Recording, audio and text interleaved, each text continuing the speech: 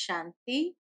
आज 28 अगस्त 2020 के मधुर महावाक्य सुनते हैं, जिसमें बाबा हम बच्चों को पुनः आत्मा का पाठ पक्का कराते हैं। बाबा कहे बार बार ये अभ्यास करो कि मैं आत्मा हूं और आत्म समझ करके हर कर्म करने का अभ्यास करो। साथ ही साथ आज बाबा कहे बच्चे जब समय मिले एकांत में बैठकर बहुत प्यार से बाबा को याद करो। याद करने से तुम बहुत स्वीट बन जाएंगे और ये संस्कार फिर आधा कल्प तक चलता है। सुनते हैं बाबा के मधुर महावाक्य। ओम शांति। मीठे बच्चे, जितना समय मिले एकांत में जाकर याद की यात्रा करो। जब तुम मंजिल पर पहुंच जाएंगे तब ये यात्रा पूरी हो जाएगी। प्रश्न है, संगम पर बाप अपने बच्चों में कौन सा ऐसा गुण भर देते हैं जो आधा कल्प तक चलता रहता है? उत्तर है, बाप कहते हैं जैसे मैं अति स्वीट हूं ऐसे बच्चों को भी स्वीट बना देता हूं। देवताएं बहुत स्वीट है, तुम बच्चे अभी स्वीट बनने का पुरुषार्थ कर रहे हो। जो बहुतों का कल्याण करते हैं, जिनमें कोई शैतानी ख्यालात नहीं है, वही स्वीट है। उन्हें ही उच्च पद प्राप्त होता है, उनकी ही फिर पूजा होती है। ओम शांति। बाप बैठ समझाते हैं इस शरीर का मालिक है आत्मा। ये पहले समझना चाहिए, क्योंकि अभी बच्चों को ज्ञान मिला है। पहले पहले तो समझना है हम आत्मा है। शरीर से आत्मा काम लेती है, पाठ बजाती है। ऐसे ऐसे ख्यालात और कोई मनुष्य को आते नहीं। क्यों? क्योंकि देह अभिमान में है। यहाँ इस ख्याल में बिठाया जाता है मैं आत्मा हूं, यह मेरा शरीर है, मैं आत्मा परमपिता परमात्मा की संतान हूं। यह याद ही घड़ी घड़ी भूल जाती है। यह पहले पूरी याद करनी चाहिए।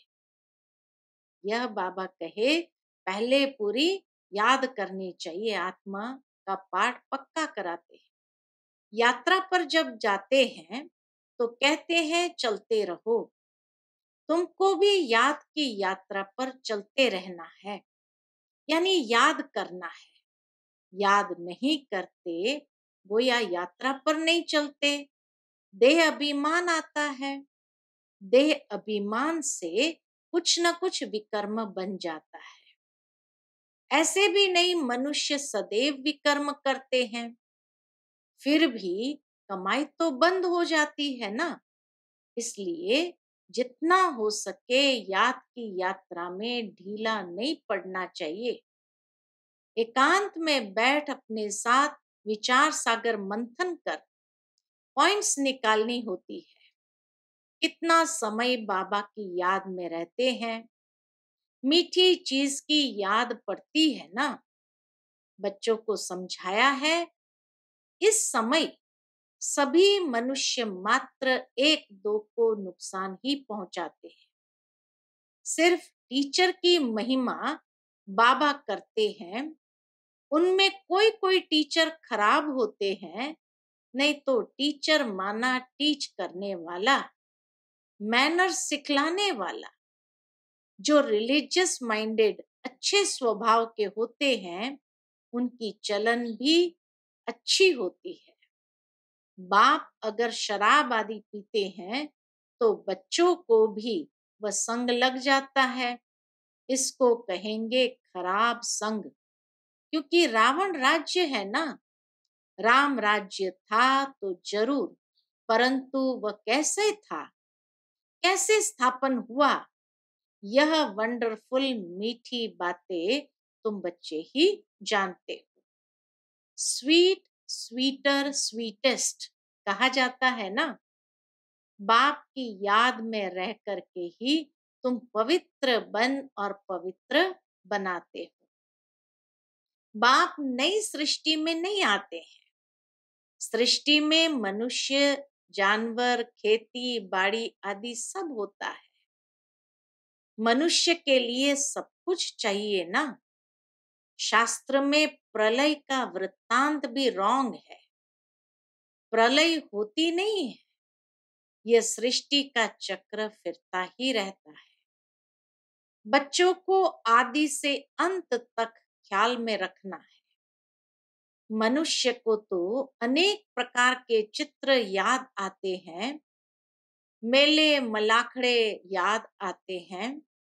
वह सभी है हद के, तुम्हारे हैं बेहद की याद, बेहद की खुशी, बेहद का धन। बेहद का बाप है ना। हद के बाप से सब हद का मिलता है। बेहद के बाप से बेहद का सुख मिलता है। सुख होता ही है धन से। धन तो वहां अपार है। सब कुछ सतो प्रधान है वहां। तुम्हारी बुद्धि में है हम सतो प्रधान थे, फिर बनना है। यह भी तुम अभी जानते हो।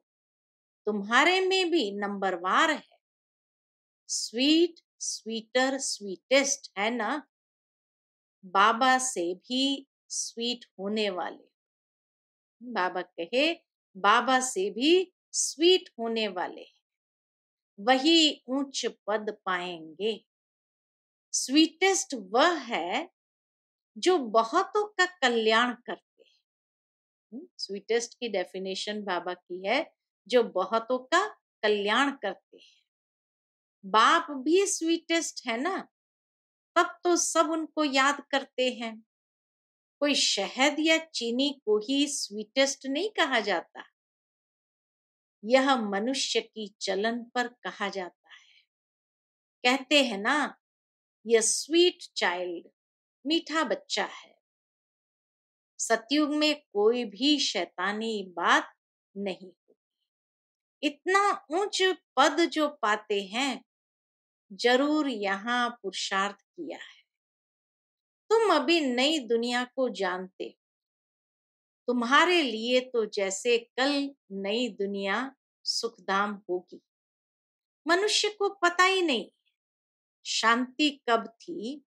कहते हैं विश्व में शांति हो।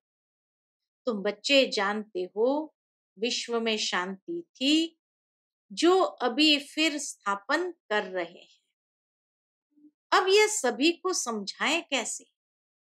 ऐसी ऐसी पॉइंट्स निकालनी चाहिए जिसकी बहुत चाहना है मनुष्य को।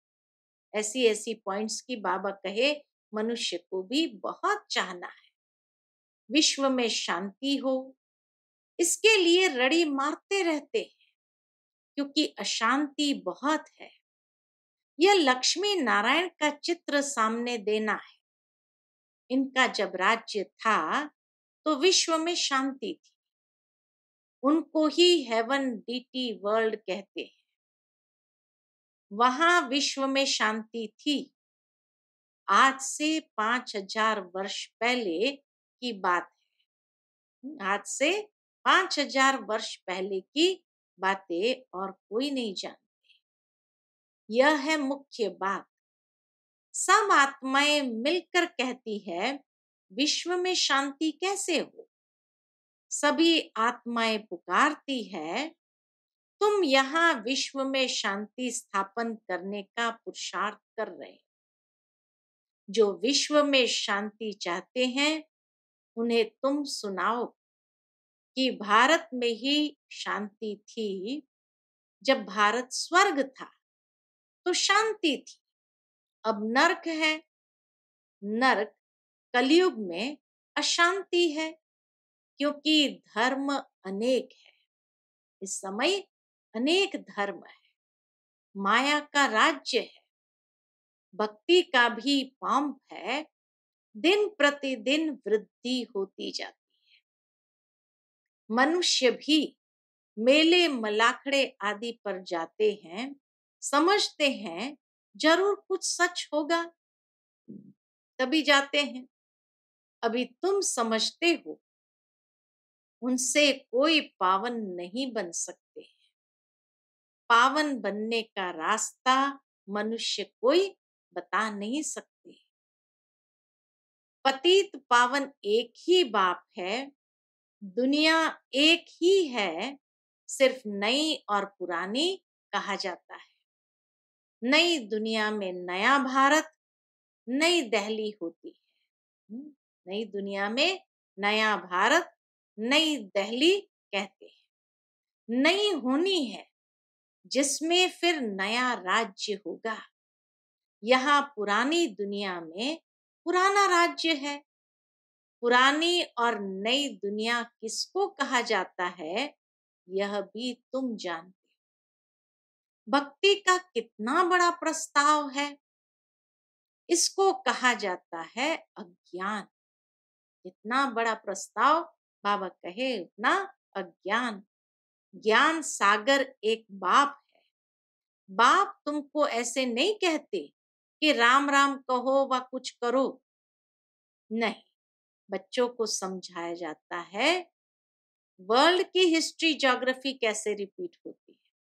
खाली अंधश्रद्धावश कोई नाम जपते रहना नहीं है, लेकिन बाबा तो पूरा ज्ञान वर्ल्ड की हिस्ट्री ज्योग्राफी कैसे रिपीट होती है वह देते हैं।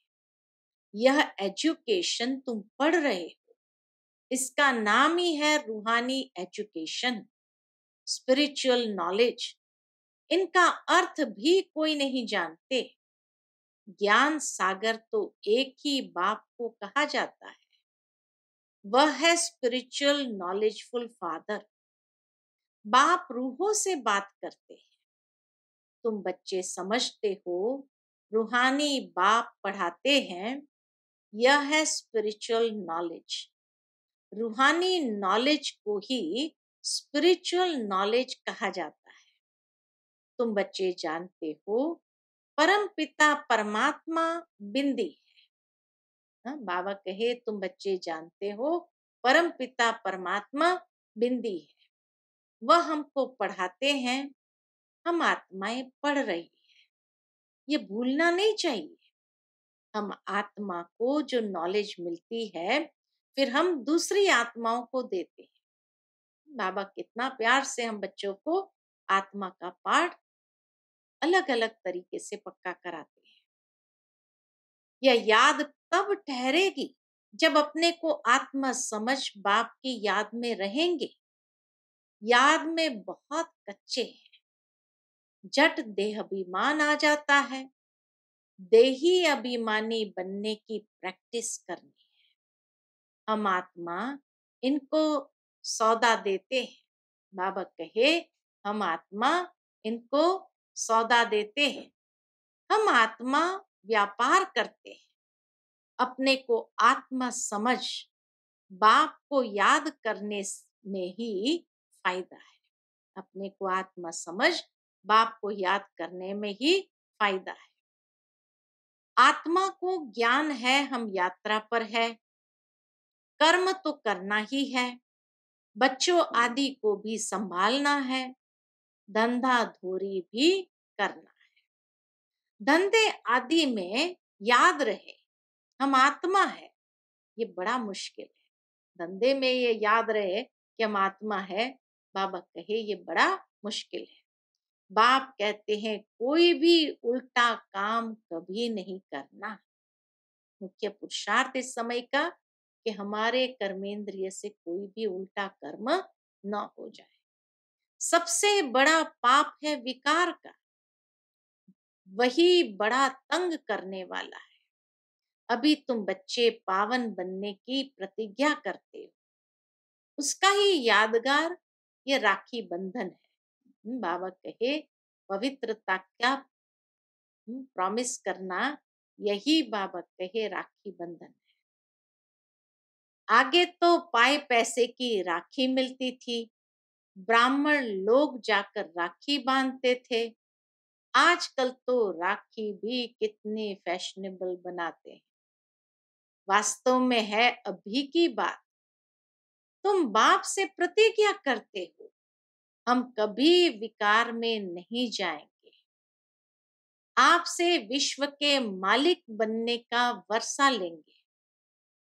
बाप कहेंगे, बाप कहेंगे, 63 जन्म तो विषय वैतरणी नदी में गोते खाए, अब तुमको क्षीर सागर में ले चलते हैं। सागर कोई है नहीं वहां, ये नहीं कि कोई क्षीर का सागर है, नहीं, भेंट में कहा जाता है। तुमको शिवालय में ले जाते हैं, वह अथाह सुख है। अभी अंतिम जन्म है, हे आत्माएं पवित्र बनो। क्या बाप का कहना नहीं मानोगे? पूछते हैं बाबा कितना प्यार से, क्या बाप का कहना नहीं मानेंगे? ईश्वर तुम्हारा बाप कहते हैं, मीठे बच्चे विकार में नहीं जाओ। जन्म जन्मांतर के पाप सिर पर है, वह मुझे याद करने से ही भस्म होंगे। कल्प पहले भी तुमको शिक्षा दी थी। बाप गारंटी तब करते हैं जब तुम यह गारंटी करते हो कि बाबा हम आपको याद करते रहेंगे। इतना याद करते रहो जो शरीर का भान न रहे। सन्यासियों में भी कोई कोई तीखे बहुत पक्के ब्रह्म ज्ञानी होते हैं, वह भी ऐसे बैठे बैठे शरीर छोड़ते हैं। यहाँ तुमको तो बाप समझाते हैं, पावन बनकर जाना है। वह तो अपनी मत पर चलते हैं। बाबा कहे वह तो अपनी मत पर चलते हैं। ऐसे नहीं कि वह शरीर छोड़कर कोई मुक्ति जीवन मुक्ति में आते हैं, नहीं, आते फिर भी यहाँ ही है, परंतु उनके फॉलोअर्स समझते हैं कि वह निर्वाण गया। बाप समझाते हैं एक भी वापस नहीं जा सकते, एक भी आत्मा परम धाम में वापस नहीं जा सकती, कायदा ही नहीं है। झाड़ वृद्धि को जरूर पाना है। अभी तुम संगम युग पर बैठे हो और सब मनुष्य है कलयुग में। तुम दैवी संप्रदाय बन रहे हो। जो तुम्हारे धर्म के होंगे वह आते जाएंगे। देवी देवताओं का भी वहां सीजरा है ना, यहाँ बदली होकर और धर्मों में कन्वर्ट हो गए हैं, फिर निकल आएंगे। नहीं तो वहां जगह कौन भरेंगे? जरूर वह अपनी जगह भरने के लिए फिर आ जाएंगे। वापस अपनी जगह भरने के लिए बाबा कहे फिर आ जाएंगे। ये बहुत महीन बातें हैं, आत्मा की बातें बहुत महीन बातें हैं। बहुत अच्छे अच्छे भी आएंगे जो दूसरे धर्म में कन्वर्ट हो गए हैं, तो फिर अपनी जगह पर आ जाएंगे। तुम्हारे पास मुसलमान आदि भी आते हैं ना, बड़ी खबरदारी रखनी पड़ती है। झट जांच करेंगे यहाँ दूसरे धर्म वाले कैसे आते हैं। इमरजेंसी में तो बहुतों को पकड़ते हैं, फिर पैसे मिलने से छोड़ भी देते हैं। जो कल्प पहले हुआ है तुम अभी देख रहे हो। कल्प आगे भी ऐसे हुआ था।